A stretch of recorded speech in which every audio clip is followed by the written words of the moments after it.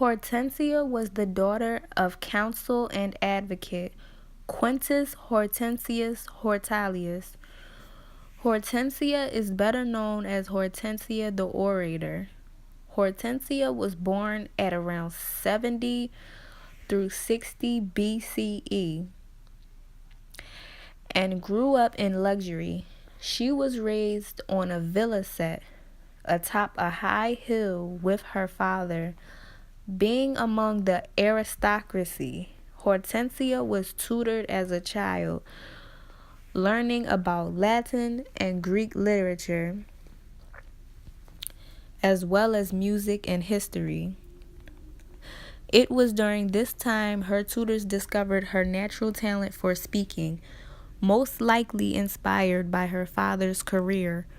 Hortensia is also believed to have been married to her second cousin, Quintus Servilius Capio. Little is known about Hortensia's life, but she did have a daughter, and she died a widow. She is famous for her speech, which I will be covering in this video. The purpose of Hortensia's speech was recited in hopes of convincing the second triumvirate to repeal the heavy taxes set on 1,400 Roman women. The money would have been used to fund the war against the assassins of Julius Caesar. They felt as though, since they didn't partake in anything involved with the government, that they shouldn't have to be subjected to a type of punishment. These women were already at a great distress and anger. They were angry because of, quote, "You have already deprived us of our fathers, our sons, our husbands, and our brothers, whom you accused of having wronged you. If you take away our property also, you reduce us to a condition unbecoming our birth, our manners, our sex. Why should we have to pay taxes when we have no part in the honors, the commands, the statecraft for which you contend against each other with such harmful uses?"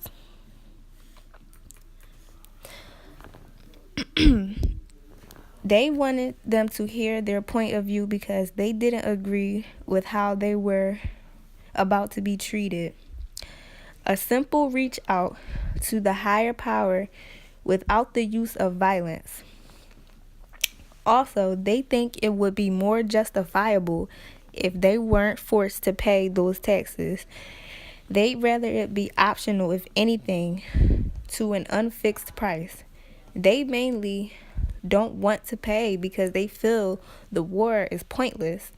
And she ended the speech with the sarcastic, "And you say that you are reestablishing the republic." This shows the rebel and assertiveness Hortensia had. My commentary on Hortensia's speech is that she delivered it in an appropriate and respectful way.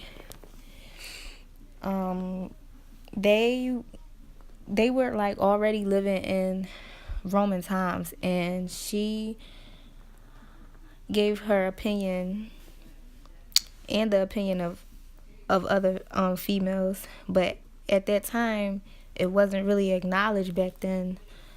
So for her to step out of her comfort zone and speak on behalf of the whole group of women, like, it shows honor and bravery.